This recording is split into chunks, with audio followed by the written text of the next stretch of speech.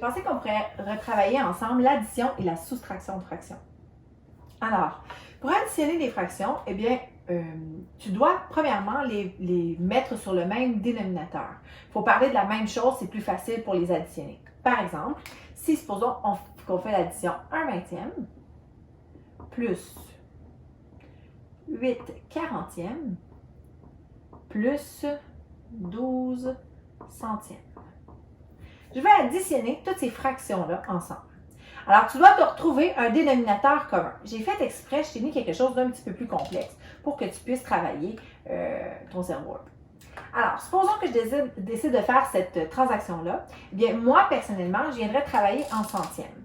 Donc, ici, je suis déjà en centièmes. La vie est belle. 12 centièmes, reste 12 centièmes. À côté des 40, 40 à 100, ça marche comme peu. Donc, on va essayer de revenir. De 20 à 100, par contre, je sais que c'est x 5. Ce que je fais à maman, je fais à papa. Donc, à ce moment-là, ça va devenir 5 centièmes. Je suis encore ici. Je sais pas.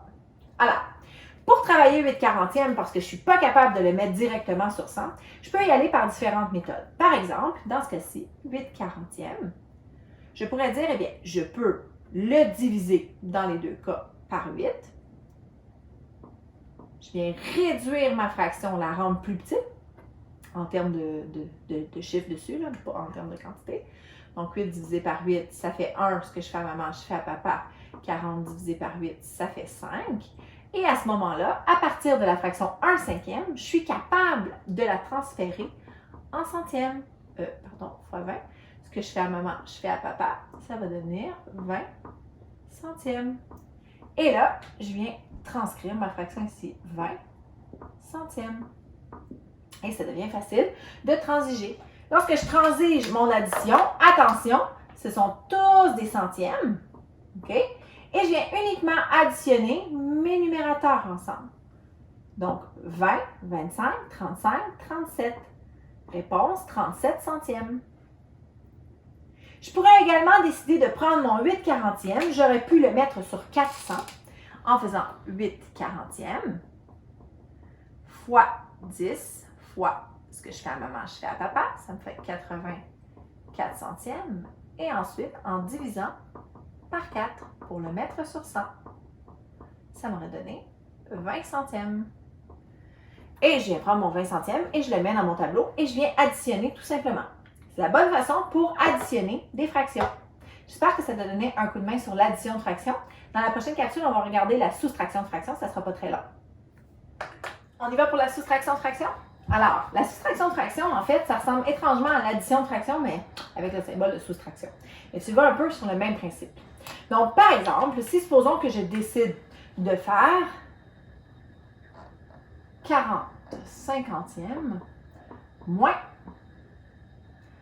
10/20, tout simplement. Alors, puisque je veux soustraire l'une et l'autre, je ne peux pas tout simplement faire OK, 50 moins 20 puis 40 moins 10. Non, ça ne fonctionne pas comme ça. Je dois travailler avec le même dénominateur.